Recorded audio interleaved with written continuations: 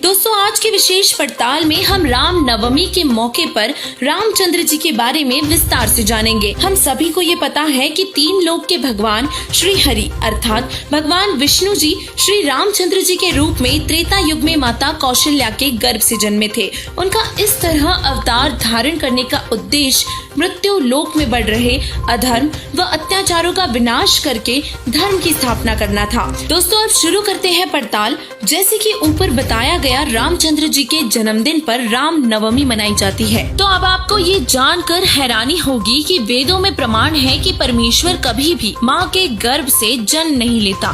तो अब आप सोच रहे होंगे कि क्या दशरथ पुत्र रामचंद्र जी परमात्मा नहीं है? इसके लिए कबीर साहिब जी ने कहा है कि एक राम दशरथ घर डोले, एक राम घट घट में बोले, एक राम का सकल पसारा, एक राम है जग से न्यारा।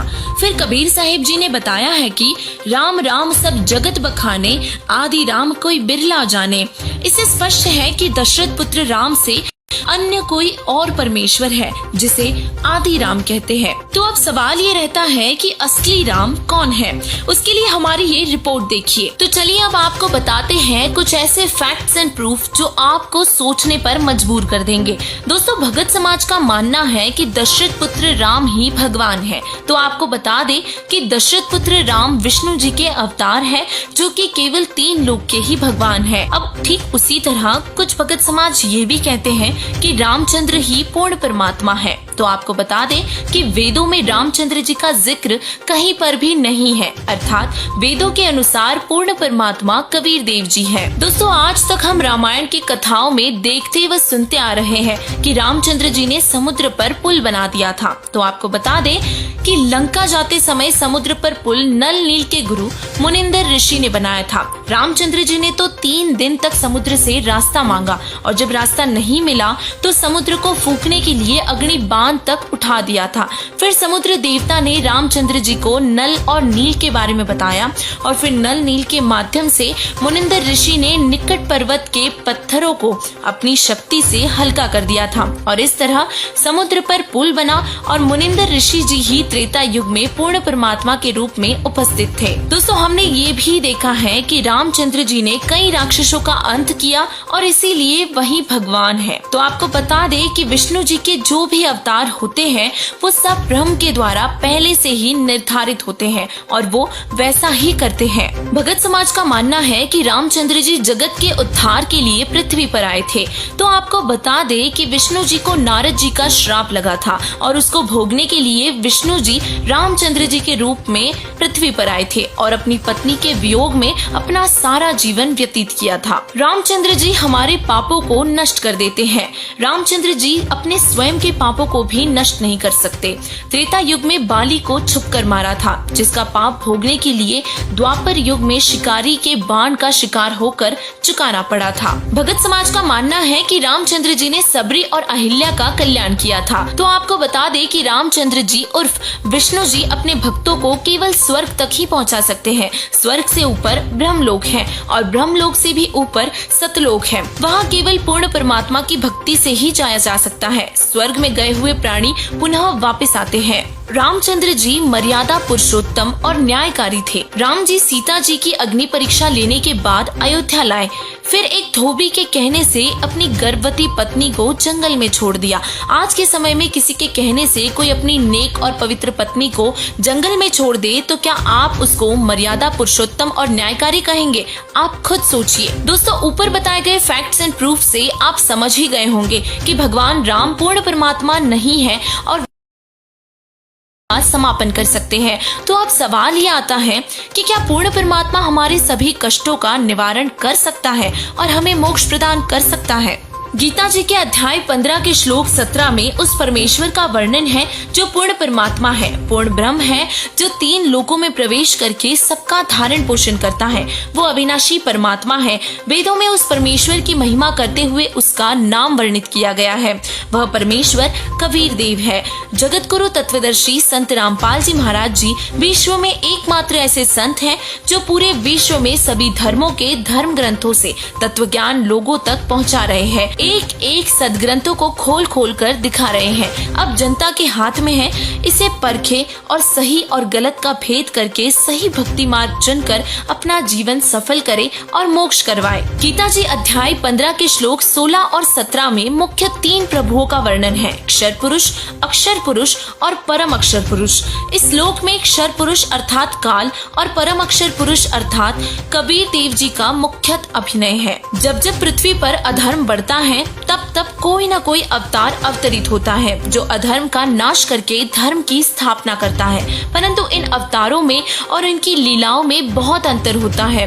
मुख्य रूप से पृथ्वी पर 2 तरह के अवतार अवतरित होते हैं, एक काल के और दूसरे दयाल के, यानी कि परम अक्षर पुरुष अर्थात कबीर देव जी के। काल के अवतार अधर्म का नाश अधर्मी लोगों को मार कर करते हैं, जबकि पूर्ण परमात्मा के अवतार तत्व ज्ञान रूपी शस्त्र से अधर्म का नाश करके धर्म की स्थापना करते हैं। ऐसे ही अब तक काल के जितने भी अवतार हुए उन सभी ने हिंसा का सहारा लेते हुए धर्म की स्थापना की है, जबकि परमेश्वर के अवतार तत्वदर्शी संतों ने तत्व ज्ञान का प्रचार करके अधर्म का विनाश किया है। इसी प्रकार आज भी इस पृथ्वी पर अधर्म का विनाश करने के लिए परम अक्षर पुरुष के अवतार के रूप में जगत गुरु तत्वदर्शी संत रामपाल जी महाराज जी अवतरित हुए हैं, जो अपने तत्व ज्ञान से अधर्म का नाश कर रहे हैं। उन्हीं महापुरुषों के द्वारा बताए तत्व ज्ञान से पूर्ण परमात्मा के विषय में जानकारी प्राप्त की जा सकती है।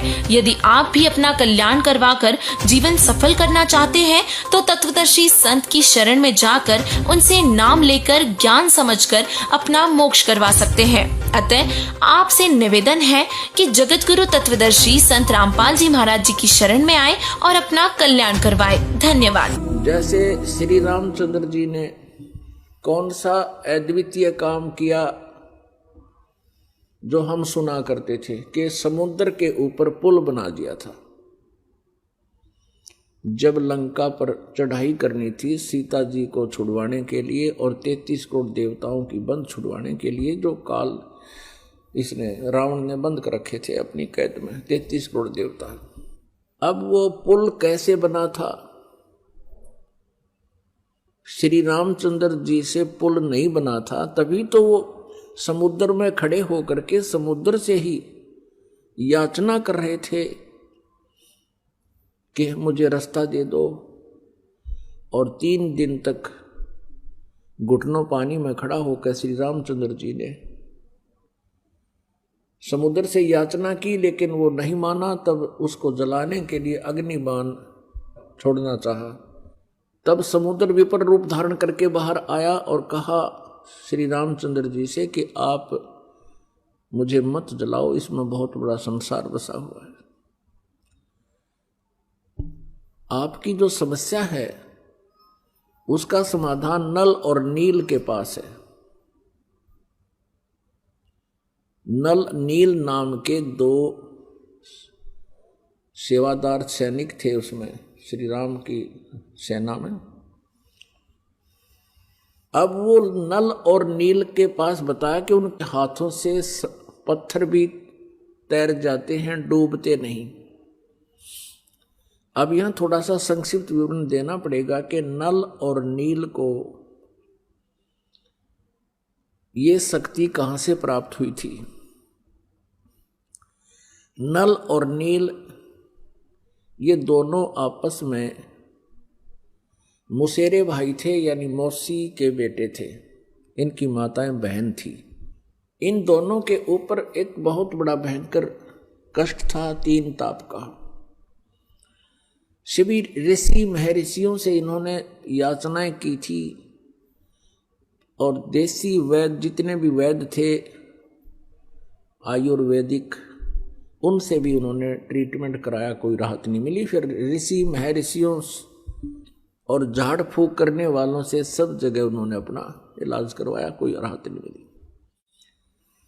अब ऋषि महर्षियों ने, संतों ने ये बता दिया कि तुम्हारे ये प्रारब्ध में लिखा हुआ, तुम्हारे भाग्य में लिखा हुआ है, इसको कोई नहीं मिटा सकता। नल और नील तुम्हें आजीवन भोगना पड़ेगा।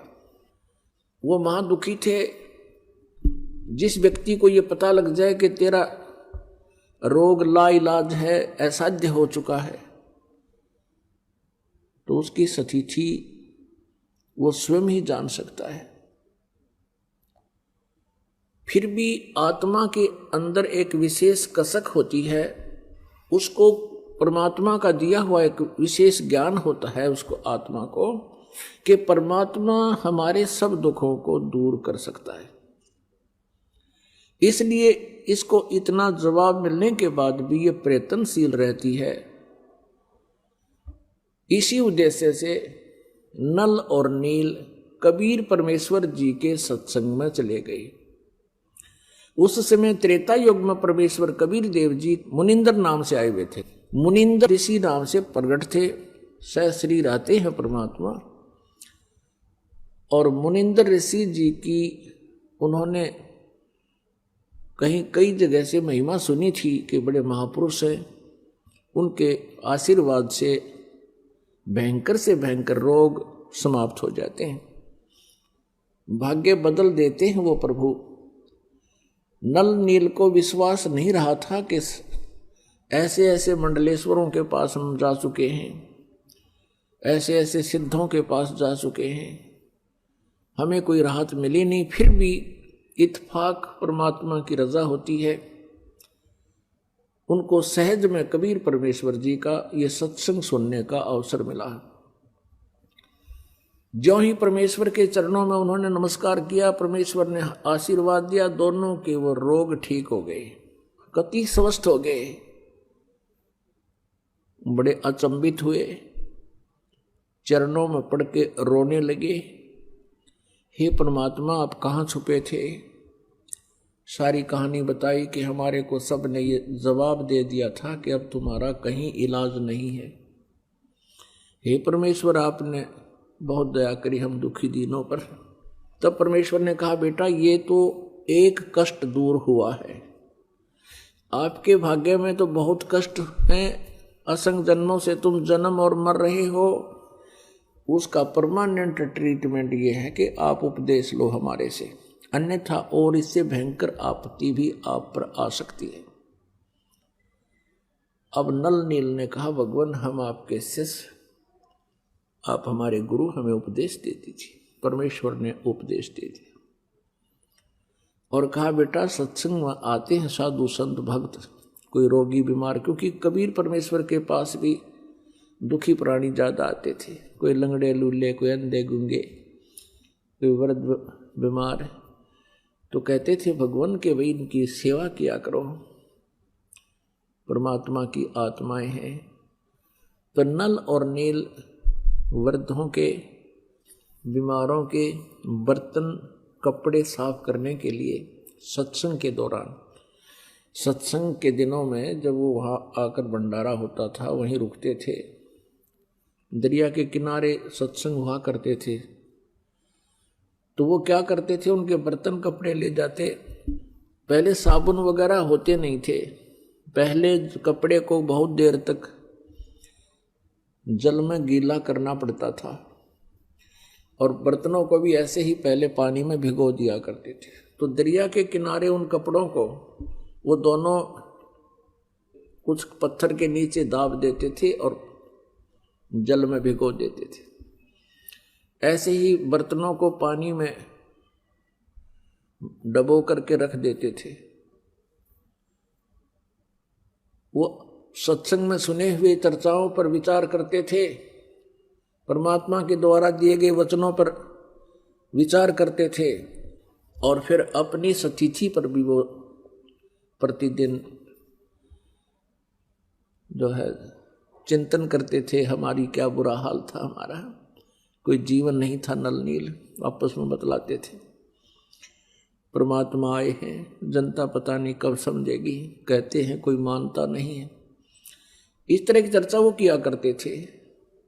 इतने में क्या होता कि कुछ तो कपड़े बह जाते पानी में जो वहां भिगो रखे थे, कोई बर्तन बह जाता था, उनको पता नहीं चलता।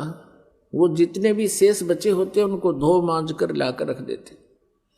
किसी का कपड़ा नहीं, किसी का गिलास नहीं, किसी की थाली नहीं, क्योंकि सब अपने अपने बर्तन साथ लेकर जाते थे। तो वो कहने लगे, भाई हमारे बर्तन इतने लेकर गए थे, तुम वापस कम लाए हो, अब हम गरीब, हम कहाँ जाएं। कोई कहता हमारे वस्त्र ऐसे थे, आप वापस पूरे नहीं लाए हो। अब वो ये कहते कि हम तो जितने ले गए थे उतने ही लाए हैं। नल नील ये कहते थे कि जितने हम लेकर गए थे हम तो सभी ले आए, वहां कोई नहीं रहा है। जो जल में बह जाते थे उनका ज्ञान नहीं होता था। तो भक्तजन कहने लगे, भैया आप हमारी सेवा मत करो, हम तो परेशान हो गए, अब हफ्ता 5-4 दिन रुकने हैं, अब कहाँ से कपड़े लाएं, कहाँ से बर्तन लाएं हम।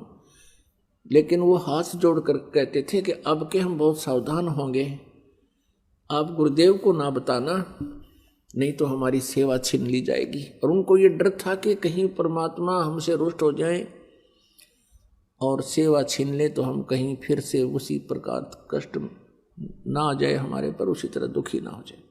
तो उन्होंने कुछ दिन फिर नहीं उनको बताया, तो फिर भी वो दुखी होकर आखिर में परमात्मा से उन्होंने अर्ज करनी ही पड़ी। परमेश्वर मुनिंदर जी के सामने कहा कि गुरुवर, ये नल नील की इरादा तो है अच्छा कि ये सेवा करें, लेकिन भगवान ये हमारे वस्त्र ले जाते हैं। वहाँ देखने वालों ने बताया कि ये वहाँ बैठ कर के परमात्मा की चर्चा करने लग जाते हैं, कपड़े और बर्तन दरिया में बह जाते हैं। हमारी इतनी अर्ज है, इनसे प्रार्थना, इनसे आदेश दे दो, ये हमारे वस्त्र और कपड़े ना ले जाओ, हम अपने आप कर लेंगे जैसा हमसे बनेगा। इनका इरादा गलत नहीं प्रभु, ये ध्यान मस्त हो जाते हैं, आपके वचनों को सुन सुनकर गदगद होते हैं, कभी रोते हैं, कभी हंसते हैं।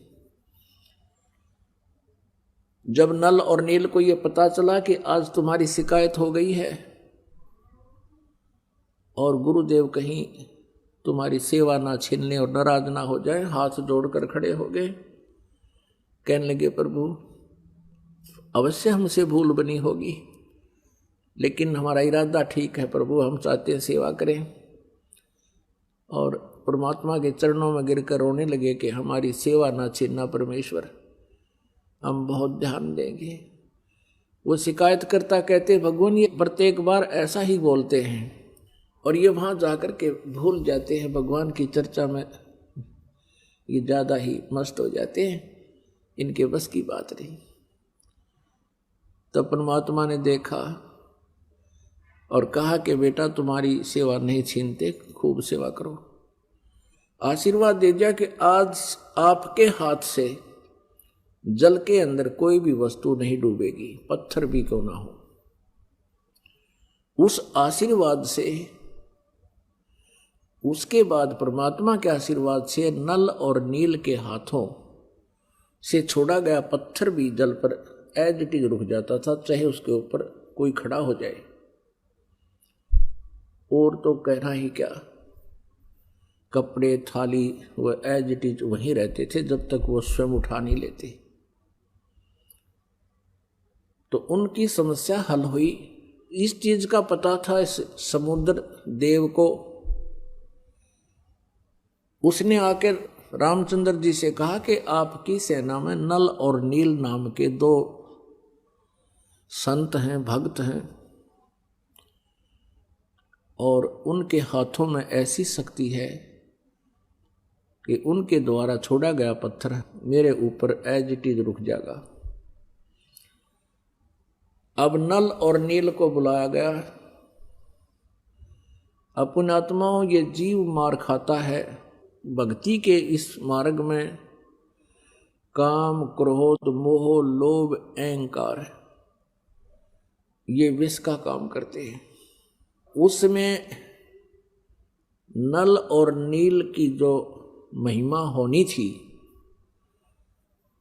उसको देखकर नल और नील बड़े प्रसन्न हो गए, फूले नहीं समाये कि हमारे को भगवान श्री रामचंद्र जी ने पुकारा है।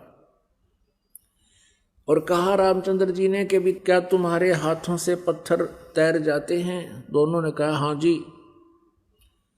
कहा भी ठीक है, हमें एक एक्सपेरिमेंट करके दिखाओ, ट्राई करो। उन्होंने उठाया, पत्थर जल पे रखा, वो डूब गया। नल ने रखा वो भी डूब गया, नील ने रखा वो भी डूब गया। अब समुद्र की तरफ श्री रामचंद्र जी ने देखा, शायद वो कहना चाह रहे हों कि समुद्र तो झूठ बोल रहा है, इनके हाथों में कोई शक्ति नहीं।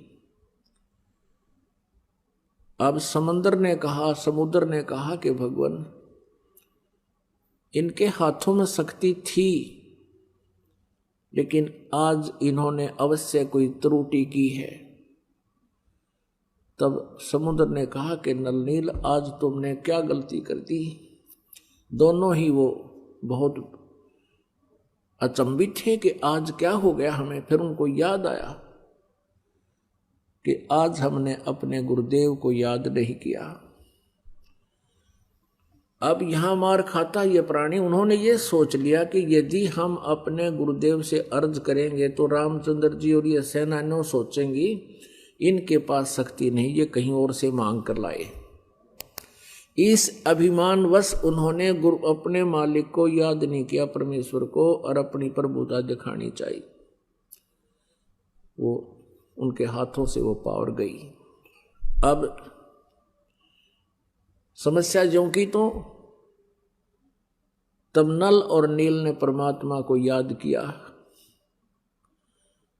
मुनिंदर जी को याद किया। गुरुदेव अक्षमा करो, हमसे कोई भूल बनी है, अक्षमा करो, हमसे कोई भूल बनी है।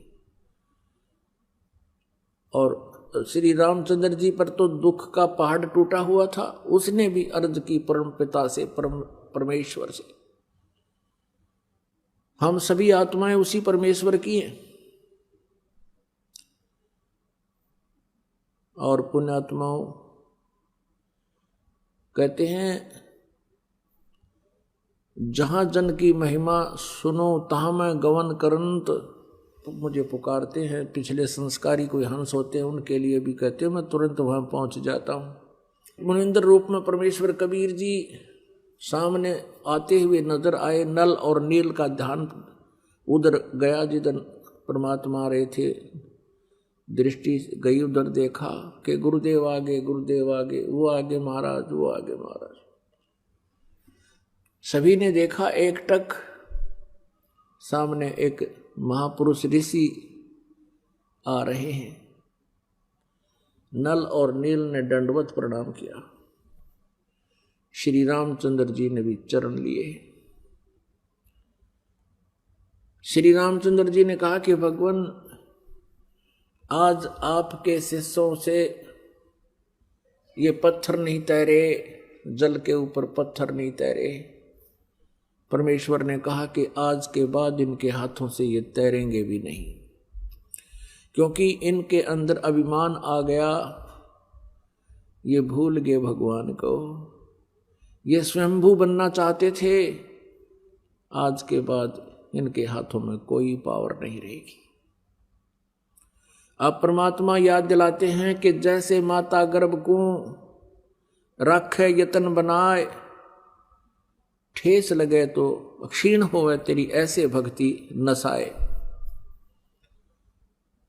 जैसे माता, गर्भवती माता, पेट में बालक होता है,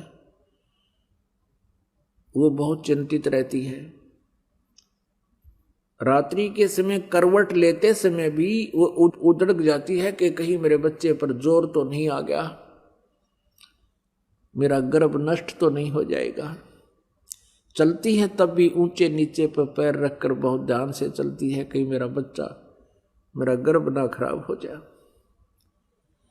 तो ऐसी सावधानी करने से माता अपने गर्भ को प्रफुल्लित करके एक लाल प्राप्त कर लेती है, बेटी या बेटा।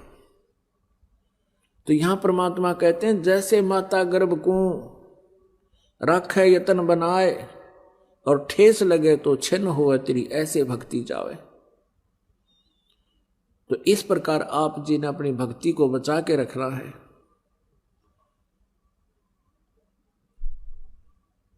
काम, क्रोध, मोह, लोभ, अहंकार ये इसके शत्रु हैं। परमात्मा की मर्यादा से हट जाना तो भी हम भक्ति नष्ट कर लेते हैं। परमेश्वर कबीर जी से श्री रामचंद्र जी ने कहा कि भगवान ऐसे ऐसे कहानी सारी अपनी जो ना कहानी सुनाई कि मैं रामचंद्र हूँ, दशरथ पुत्र, और मुझे वनवास प्राप्त है।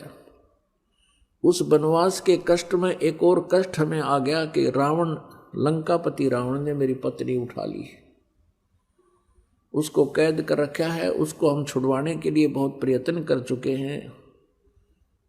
हमने बहुत शांति दूत भेजकर भी प्रार्थना की है, पर वो मानता नहीं। और हमने सेना लेकर जाना है, ये पुल बनाना था इस समुद्र के ऊपर। प्रभु आप अपने शिष्यों को शक्ति दे सकते हो, मुझ पर भी कृपा करो, मेरा ये कार्य सिद्ध हो। तब परमेश्वर कबीर जी ने कहा कि मैं अभी इस पहाड़ के चारों तरफ, मुझे पता था तेरी आपत्ति का, इस पहाड़ के चारों तरफ अपनी सोटी से, एक पहाड़ था वहां से कम 4-5 किलोमीटर की दूरी पर, इस पहाड़ के चारों तरफ मैंने रेखा खींच दी है अपनी सोटी से, डंडे तक। इसके बीच बीच के पत्थर मैंने हल्के कर दिए हैं, फ्लोटिंग बना दिए, इनको आशीर्वाद दे दिए। और इस पहाड़ से जितना तुम बना सकते हो पुल बना लो। एक्सपेरिमेंट के लिए हनुमान जी को भेजा, वहां लाया, वहां से पहाड़ पत्थर उठा के उसको पटक दिया, वहां पर वो कई टुकड़े हो गया। उनको उठा करके फिर नल और नील में एक और कारीगरी थी, एक विशेषता थी, वो शिल्पकार भी थे। नल और नील ने उनको छोल कूट पीट के एक दूसरे में फंसाया था और वहां रखे गए, तब वो पत्थर तैरे थे, तब वो पुल बना था। अब हम सुना करते थे, जैसे हनुमान जी क्या करते थे, हनुमान जी पत्थर वहां से, क्योंकि 4-5 किलोमीटर से उठा के लाना था और पुल के ऊपर भी आगे चल चल के डालना था, लंबाई बहुत बढ़ती चली गई थी। हनुमान जी क्या करते थे, पत्थर पर राम लिख लेते थे, राम,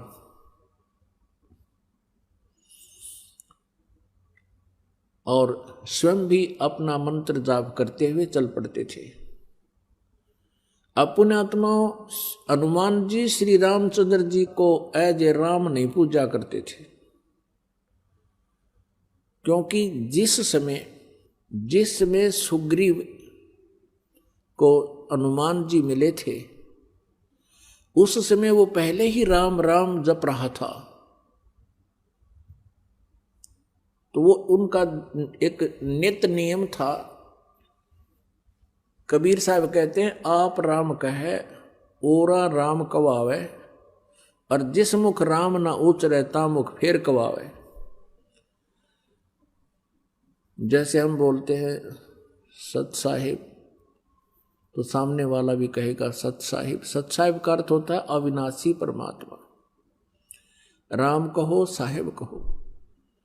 अब पहले राम राम बोलते थे तो सामने वाला भी राम राम बोलता था।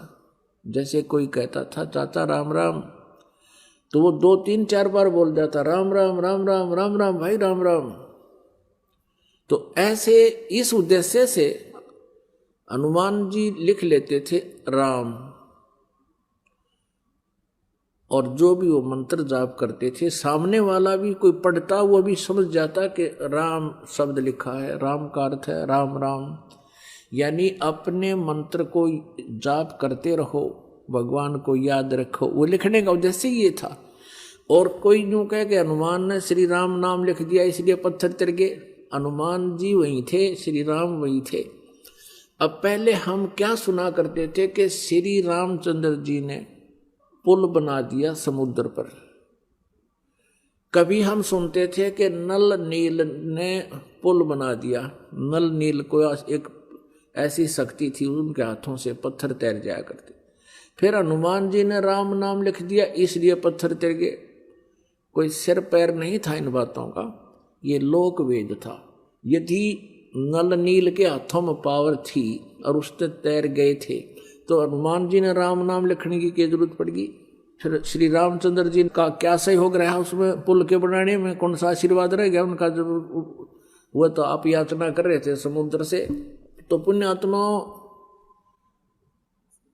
कहते हैं, जगत का पेखना पेख्या, धनी का नाम ना लेखा। जगत का पेखना पेख्या, धनी का नाम ना लेखा। कि धनी माने उस समर्थ भगवान का तो किधर जिक्र भी नहीं। जगत का पेखना पेख्या के उसने न्यू कर दिया। हनुमान ने राम नाम लिख दिया, पत्थर तिर गए। नर नील के हाथ में शक्ति थी, पत्थर तिर गए। रामचंद्र जी ने पत्थर तिरा दिए। कहते हैं जगत का पेखना पेख्या, एक दूसरे को तुम करे, उसने ऐसे कर दिया। जिसने ये किया उसका जिक्र भी नहीं। धनी का कि नाम ना लेखा।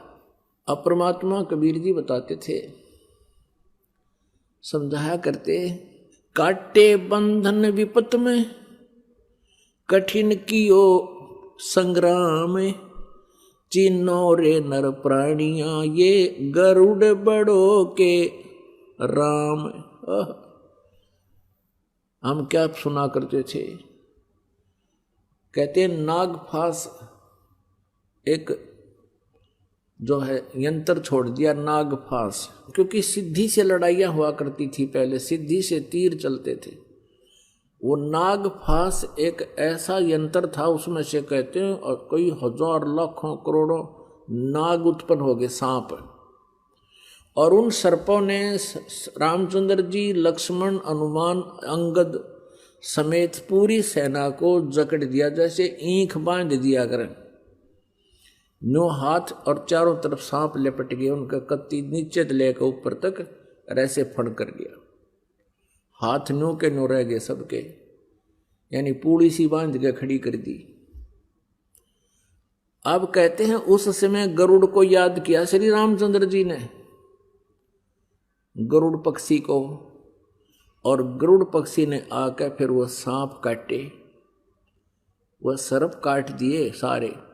तब भगवान श्री राम बंधन मुक्त हुए।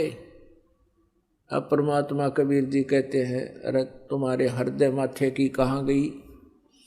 विवेकहीन हो गए तुम। काटे बंधन विपत में, कठिन कियो संग्राम, और चिन्नो रे नर प्राणिया, ये गरुड़ बड़ो के राम। अब तुम्हारे राम को भी जिसने बंधन मुक्त किया, जिसकी बंध छुड़वाई, तो गरुड़ बड़ा हुआ कि तुम्हारा यू राम बड़ा हुआ। कहते समुद्र पाट लंका गयो, सीता को भरतार, अगस्त ऋषि ने ये सातों पी लिए, इनमें कौन करतार।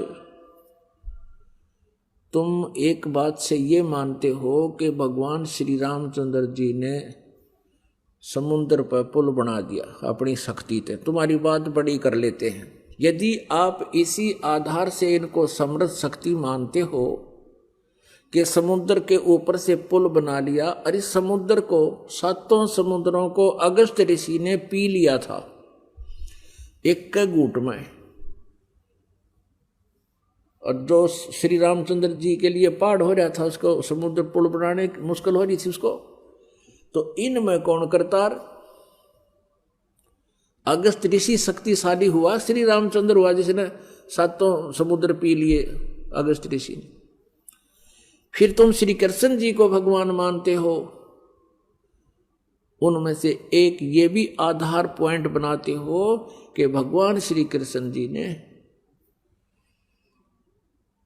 गिरिराज पर्वत को उठा लिया था, गोवर्धन पर्वत को उठा लिया था। अब परमात्मा कहते हैं, गोवर्धन श्री कृष्ण धार्यो, द्रोणोगिरी हनुमंत, शेष नाग सब सृष्टि उठारा, इनमें कौन भगवंत। हनुमान जी ने तो द्रोणागिरी पर्वत पाठ उठाया, श्री कृष्ण जी ने गोवर्धन उठा लिया, और तुम लोक वेद सुनाते हो, तुम्हारी पौराणिक कथाएं हैं। पौराणिक के शेष नाग ने सारी सृष्टि, सारे ब्रह्मांडों को अपने सिर पर धर रखा, वो अपने फन पर रखे हुए हैं।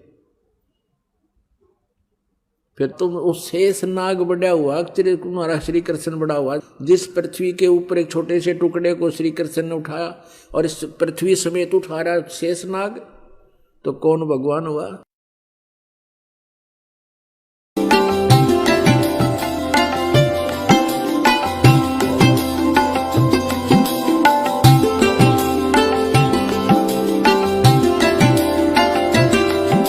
रमता राम जपो रे प्राणी, अब तो सुन ले राम कहानी। रमता राम यानी सर्वव्यापक, जिस परमेश्वर की असंख्य ब्रह्मांडों पर सत्ता है, ओवरऑल कंट्रोलर है, उसका नाम जपो रे प्राणी, अब तो सुन ले वो राम कहानी। अपने आत्माओं, पहले तो आपको राम की डेफिनेशन बताते हैं, डेफिनेशन ऑफ गॉड। परमात्मा की कहानी सुनाते हैं। परमात्मा कहते किसे हैं? श्रीमद् भगवत गीता अध्याय नंबर 15 के श्लोक 16 और 17 में 3 पुरुष बताए हैं। पुण्यात्माओं, यहां थोड़ा सा एक आपको थोड़ा सा सत्र करता हूं कि देखो, आज मानो कितना इंटेलिजेंट हो गया। छोटे छोटे बच्चे इतने बड़े बड़े सब्जेक्ट को कंठस्थ याद कर लेते हैं और सफल हो जाते हैं।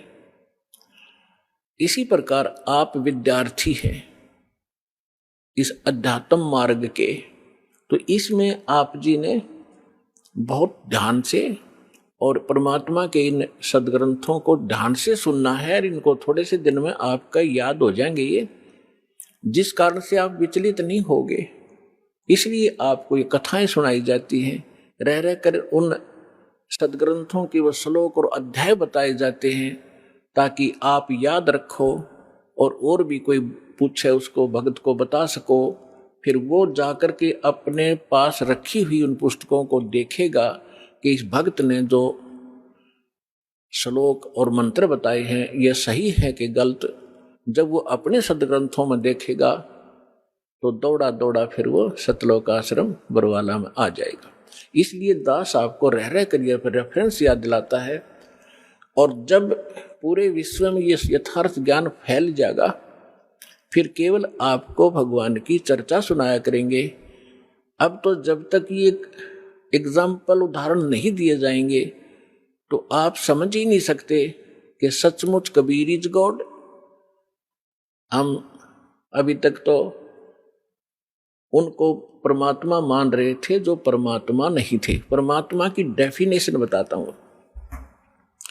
श्रीमद् भगवत गीता अध्याय नंबर 15 के श्लोक 16 और 17 में 3 पुरुष बताए हैं, एक सरपुरुष, एक अक्षर पुरुष। गीता अध्याय नंबर 15 के श्लोक 16 में 2 पुरुषों का वर्णन है, और इनके विषय में ये भी कहा है कि दोनों पुरुष, पर पुरुष माने प्रभु, स्वामी। अब स्वामी साहब जिसे कहते हैं, जैसे हम कहते हैं तहसीलदार साहब, भाई कमिश्नर, डीसी साहब, डीएम साहब, कमिश्नर साहब, मंत्री साहब, मुख्यमंत्री साहब, प्रधानमंत्री साहब, राष्ट्रपति साहब, ये सभी साहब हैं, सभी स्वामी हैं, ये मालिक हैं, लेकिन अपने अपने अक्षेत्र के। तो इनमें कंप्लीट जो साहब है वो कौन है? राष्ट्रपति, और सेकंड नंबर फिर प्रधानमंत्री। इसी प्रकार सरपुरुष ये ब्रह्म है, ज्योत स्वरूपी निरंजन ये काल है, ये केवल 21 ब्रह्मांड का स्वामी है, मालिक है, साहब है, राम है। राम कहो, साहब कहो, गॉड कहो, अल्लाह कहो, रब कहो, खुदा कहो, ये उस परमात्मा के ही पर्यायवाची भाषा भिन्न नाम है।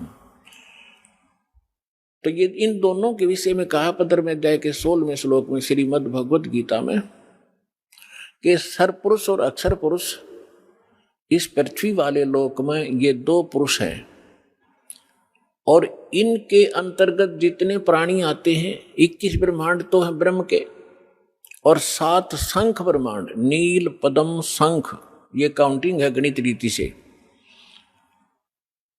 7 शंख ब्रह्मांड का स्वामी है अक्षर पुरुष। वैसे अक्षर का अर्थ होता है अविनाशी, लेकिन ये अविनाशी नहीं है, ये चिरस्थायी है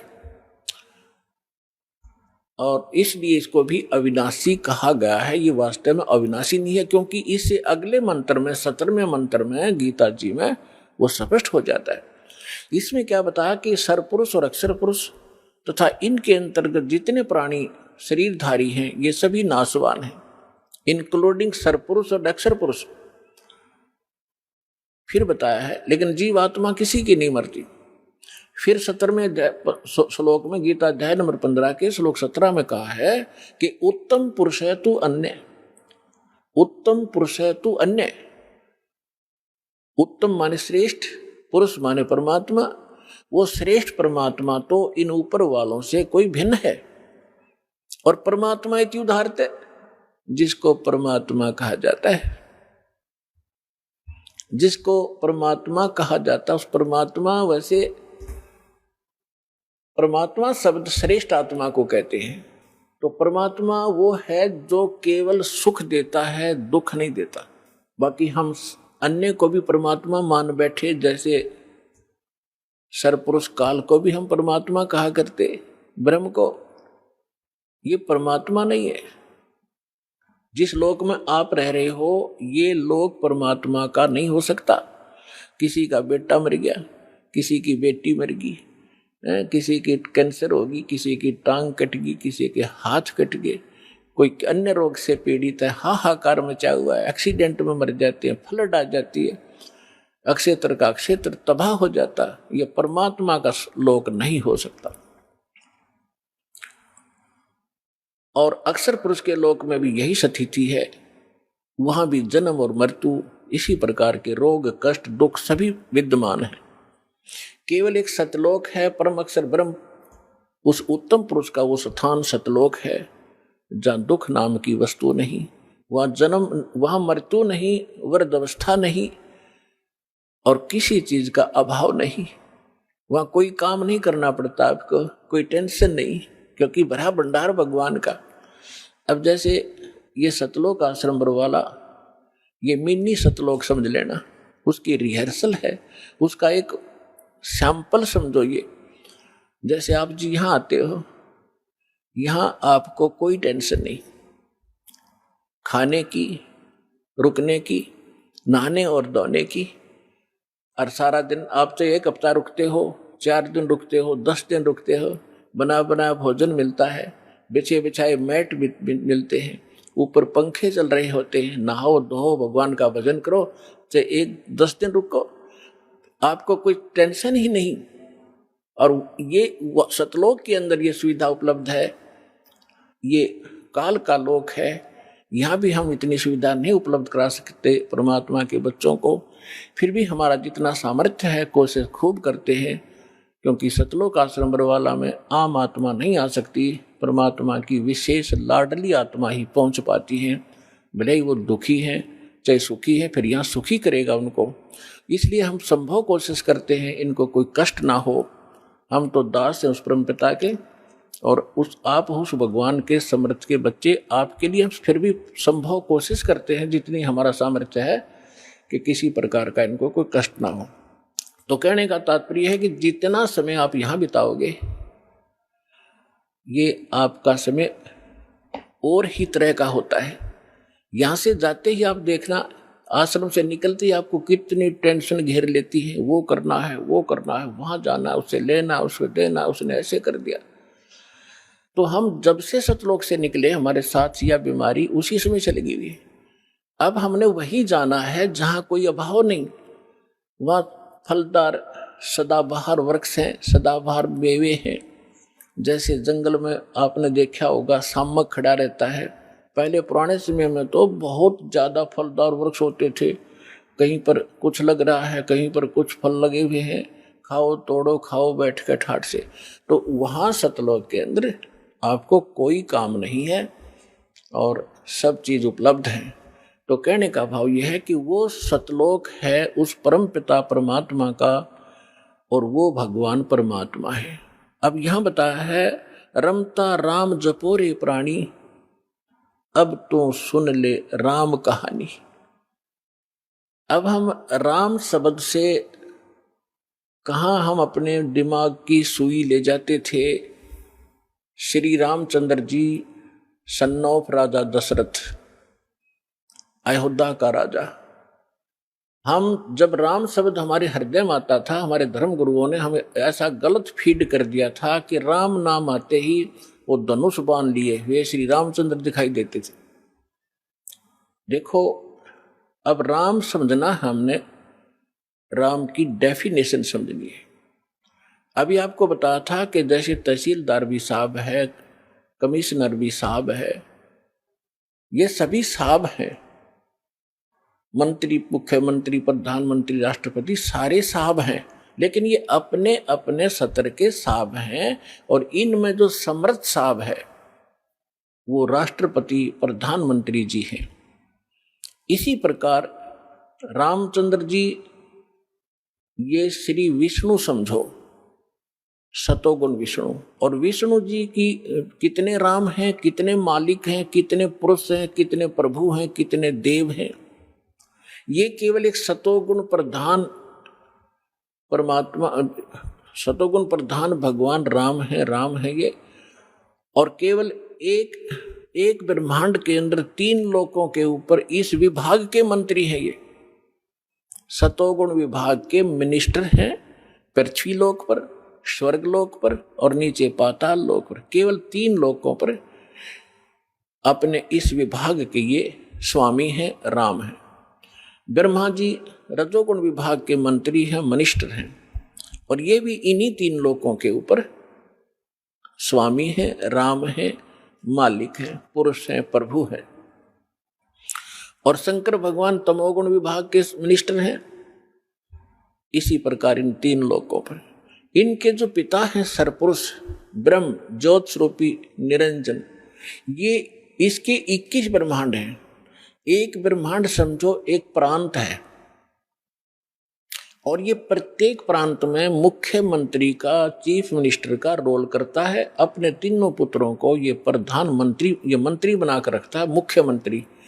मुख्य मीन यहाँ वाला मुख्यमंत्री नहीं, यानी अन्य से जैसे देव और भी हैं, जैसे जल का देवता वरुण है और धन का देवता कुबेर है, ऐसे ये अलग अलग जो और देवता हैं, जैसे सूर्य प्रकाश स्रोत का देवता भगवान प्रभु सूर्य है। सूर्य ये आग का गोला नहीं है, एक देव है जो इन प्रकाश स्रोतों का स्वामी है। जैसे बिजली मंत्री होता है, बिजली मंत्री, विद्युत मंत्री वो कोई पत्थर का नहीं होता या कोई वो बिजली चमकती हुई नहीं होता, वो एक इंसान होता है, उसके कंट्रोल में बिजली विभाग होता है।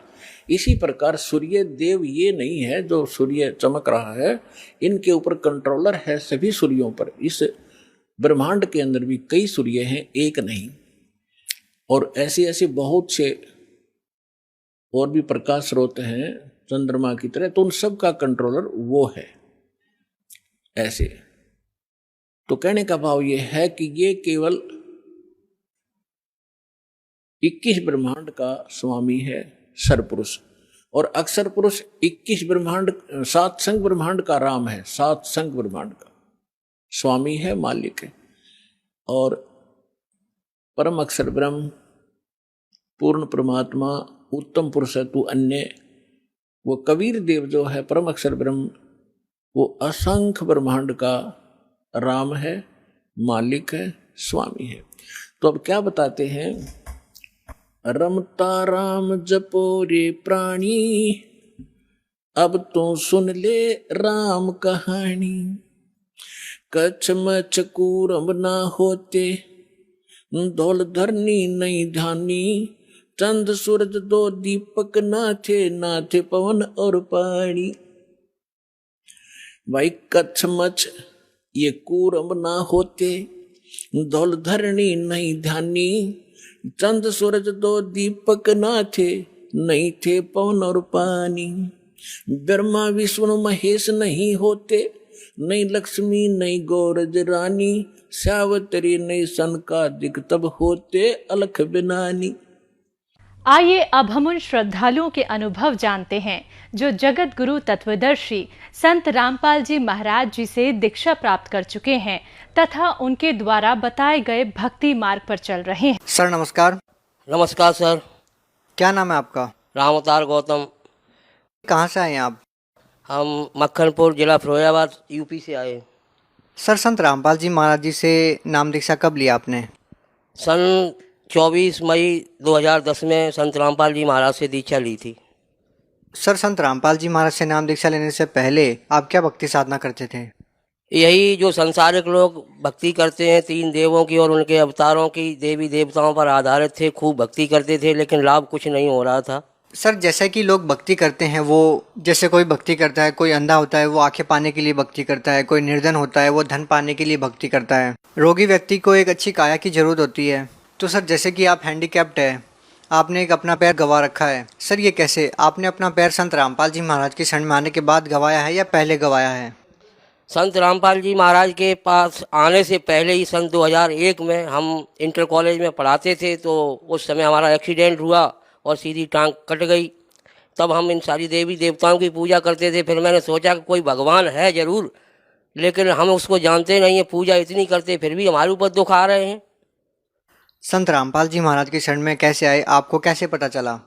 संत रामपाल जी महाराज की शरण में बहुत देर में आ पाया हूँ। ये दास के आंखों से अब आंसू निकलते हैं कि जब सारा मेरा लुट पिट गया, मेरा शरीर बर्बाद हो गया, मेरा धन चला गया, 10 बीघा ज़मीन चली गई, और उसके बाद फिर परमात्मा की शरण मिली। हमारे घर में एक किराएदार आया था, उसके पास एक भक्त सौदागर की किताब थी, जिसको मैंने उससे मांग कर पढ़ा। 3 दिन पढ़ने के बाद दास की आंखों से आंसू आने लगे कि हे भगवान तुम कहाँ छिपे थे?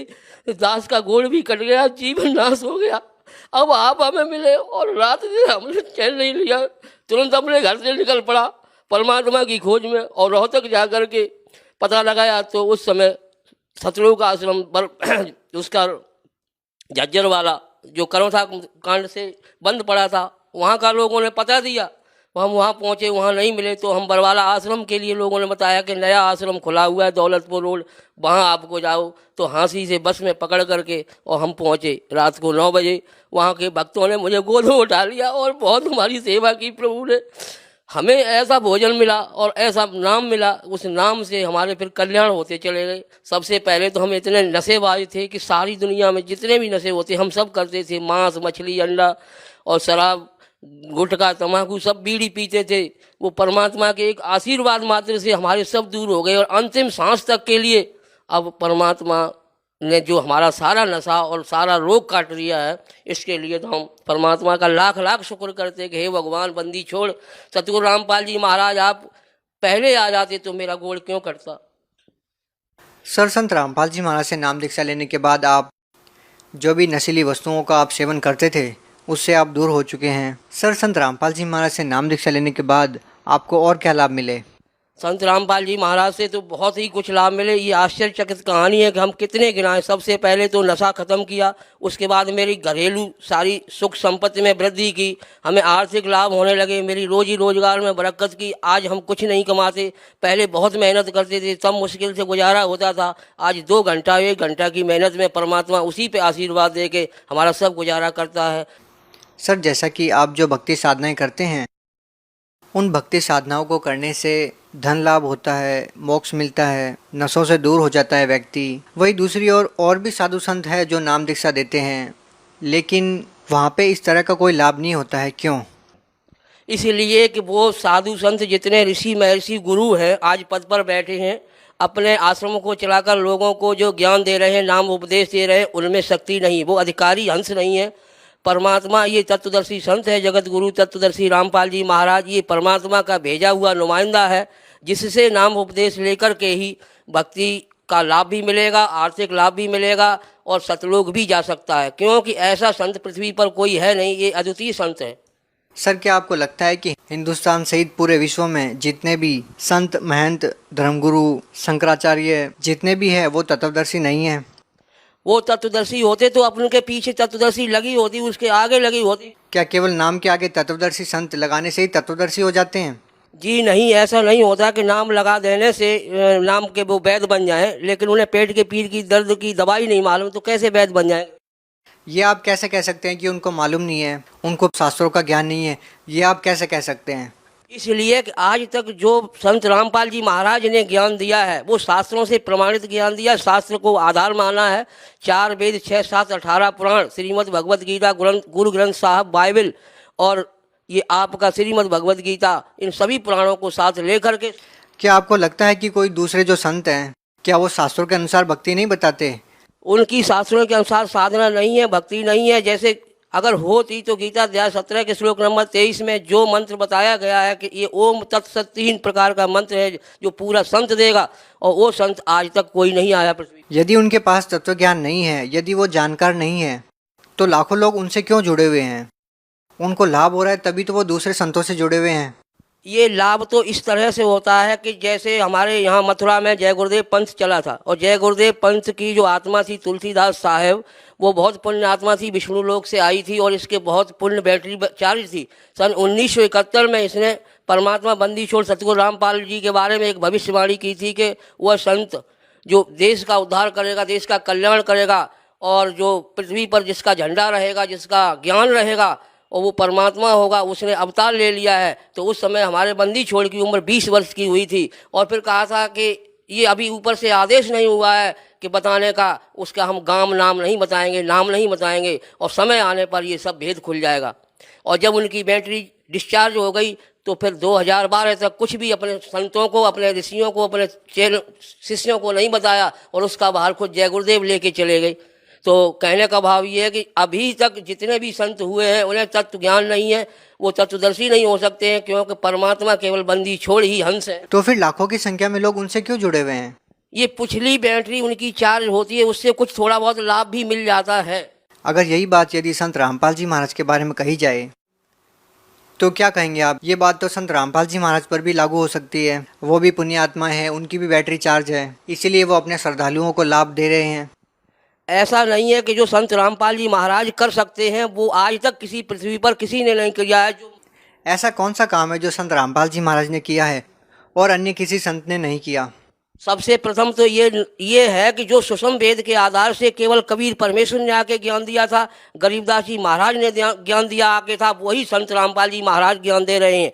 और इसके अलावा किसी ने न तो ये ज्ञान और न समाधान बताया, और न ये बताया कि भगवान कौन है। जो चारों वेदों में यजुर्वेद अध्याय 40 के मंत्र नंबर 10 से लेकर 13 तक बताया, यजुर्वेद अध्याय 5 के मंत्र नंबर 32 में बताया, ऋग्वेद मंडल नंबर 9 सूक्त नंबर 86 के मंत्र नंबर 26 और 27 में बताया, ऋग्वेद नंबर 96 मंडल नंबर 9 96 सूक्त नंबर और मंत्र नंबर 1 2 3 में बताया, और कई जगह प्रमाण दिया है कि ये भगवान है, कबीर ही भगवान है, कबीर इज गॉड। और उसी के आधार से बताई हुई साधना के आधार से बंदी छोड़ सतगुरु रामपाल जी महाराज साधना करवा रहे हैं जो शास्त्र के अनुसार है।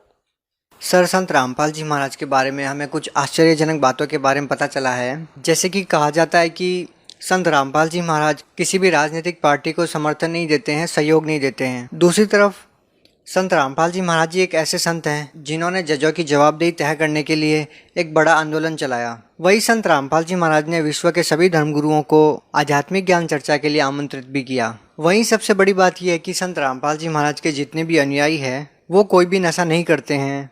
सर, इस तरह एक संत जब एक सामाजिक लेवल पे भी नई ऊंचाइयों को छूते जा रहे हैं, वहीं दूसरी ओर उनके साथ 2-3 बार विवाद भी हो चुका है, 2 बार वो जेल में भी जा चुके हैं। उसके बाद भी लाखों की तादाद में श्रद्धालु उनसे जुड़ रहे हैं। सुषम वेद के आधार पे सुषम वेद में लिखा है, जो मम संत संग राड़ बचावे वो ही पूरा संत कहावे। जब परमात्मा ने प्रथम सतयुग में आए थे तभी कहा था कि जब मेरा हंस चौथे कलयुग में जाएगा तो उस समय ये जितने भी संत महंत जितने गुरु पद पर होंगे उन सबको खाल उतार देगा ज्ञान के अंदर, तो इनको बुराई लगेगी तो ये उनके साथ राड़ करेंगे। इसीलिए ये प्रमाण है कि जब करोता कांड करवाया और बरवाला कांड ये करवाया। जिस समय आप बरवाला की सच्चाई से अवगत हो जाएंगे उस समय आपकी आंखों से भी आंसू आएंगे सर जी, कि आप सुनोगे कि ये संत रामपाल कितना परमात्मा का परोपकार करने का हंस आया है। जो ये परमात्मा ही है स्वयं। इसे हमने अगर भगवान मानकर इसकी पूजा न की तो आगे हमें पछताना पड़ेगा। सर, जिस प्रकार से आप वेदों की, गीता जी की बात करते हैं, लेकिन आज का समाज इन धार्मिक ग्रंथों से दूर होता जा रहा है। आप एक साधारण व्यक्ति है, क्या आप इन वेदों की, ग्रंथों की बारीकी को समझ पा रहे हैं? क्या संत रामपाल जी महाराज वास्तव में सही बता रहे हैं?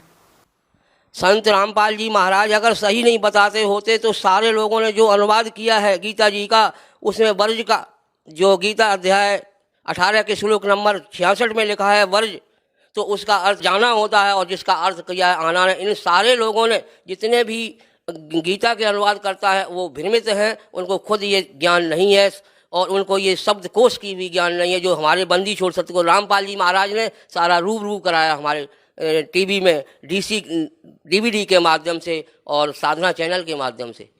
जिस तरह से आप लोगों की तादाद दिन प्रतिदिन बढ़ती जा रही है, क्या ये इस ओर तो कोई संकेत नहीं करा कि आप लोग एक बड़ी राजनीतिक पार्टी बना रहे हैं?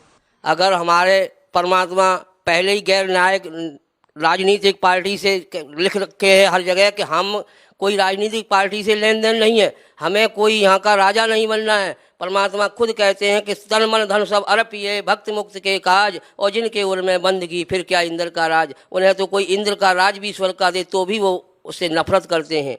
सर, जब संत रामपाल जी महाराज राजनीतिक पार्टियों से दूर रहते हैं, माया की अंधी दौड़ से दूर रहते हैं, आप एक भगत होने के नाते कैसे हिंदुस्तान की कल्पना कर रहे हैं जिस तरह से संत रामपाल जी महाराज आप लोगों को बता रहे हैं? हमारे परमात्मा स्वरूप बंदी छोड़ सतगुरु रामपाल जी महाराज वो समय लाने वाले हैं जो कलयुग में सतयुग दिखाई देगा, और 1000 वर्ष के लिए ये सतयुग आएगा। गोल्डन चांस है, आज प्राइम चांस है। अगर जिसने भी नाम उपदेश लेके भक्ति में लग गया है उसके सारे दुख दूर हो गए, सारे सुखों का अनुभव होने लगा और स्वर्ग जैसी स्थिति तो आज है। सर, आपके पास पैर नहीं है एक, फिर भी आपका जो हौसला है, आपका जो भाव है, आपकी जो श्रद्धा है, वो चरम सीमा पे है। सर, आप उन लोगों को क्या कहना चाहेंगे जो आज मनुष्य शरीर में है और स्वस्थ शरीर है उनको यदि दोनों पैर है, बिल्कुल स्वस्थ हैं वो, उन लोगों का सबसे मेन कार्य क्या होना चाहिए आपके हिसाब से? अगर आप उनकी जगह होते तो क्या करते?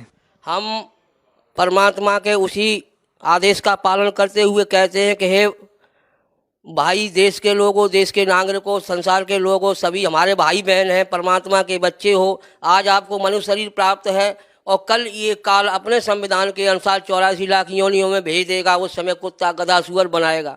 इसके लिए आपको भक्ति का करने का ये मनुष्य जीवन मिला है, और आप अगर भक्ति नहीं करोगे तो फिर कौन से युग में, कौन से समय करोगे? तो परमात्मा कहते हैं कि नर सुन रे मूल गमारा, ये राम भजन तत्सारा। राम भजन बिन बैल बनेगा, सूकर स्वान शरीरम। खर कौआ की देह धरेगा, मिले न तक शीरम।